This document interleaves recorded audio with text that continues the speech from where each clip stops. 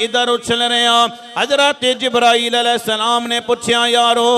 दसो ते सही ना की वजह है अज कोई इधर उछल रहा तो कोई इधर उछल रहा है क्यों खुशियां मना रहे हो क्यों खुश हो रहे हो बुर्राका ने जवाब दिता जिब्राईल अज क्यों ना खुशियां मनाइए अज दी रात हो रात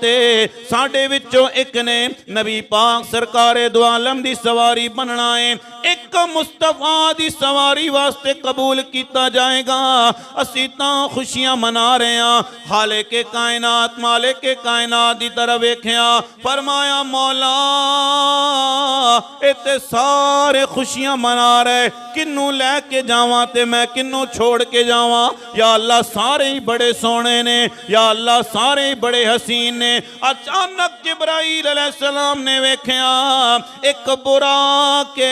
जेड़ा कोने दे अंदर बैठ के अखियां विचों जनाब अथरू रवान है रो रहे आए गमगीन नजर आ रहे हैं हजरत जिब्राईल अलैहिस्सलाम ने पूछा यारा तू ते दसना ये सारे खुशियां मना रहे पर तू क्यों रो रहे आए तेरिया अखां विचों क्यों अथरू आ रहे जिब्राईल ने क्या बुराक ने क्या है ऐ जिब्राईल अलैहिस्सलाम मैनू भी पता है अज किसी ना किसी ते मुस्तफा ने सवारी करनी है पर मैं सोच रहा मैं किथे ते बीबी आमना दे लाल किथे मेरी किस्मत इतनी चंगी किवें हो सकती है मैं मुस्तफा दी सवारी किवें बन सकदा वां ऐ जिब्राईल मैं तां रो रहा अपनी किस्मत ते शर्मिंदा हो रहा काश मुस्तफा मेरी सवारी बन जाना बल्कि बुराक ने ये कहंदा होवेगा कि चढ़ विच ना ते कर रोशन खाने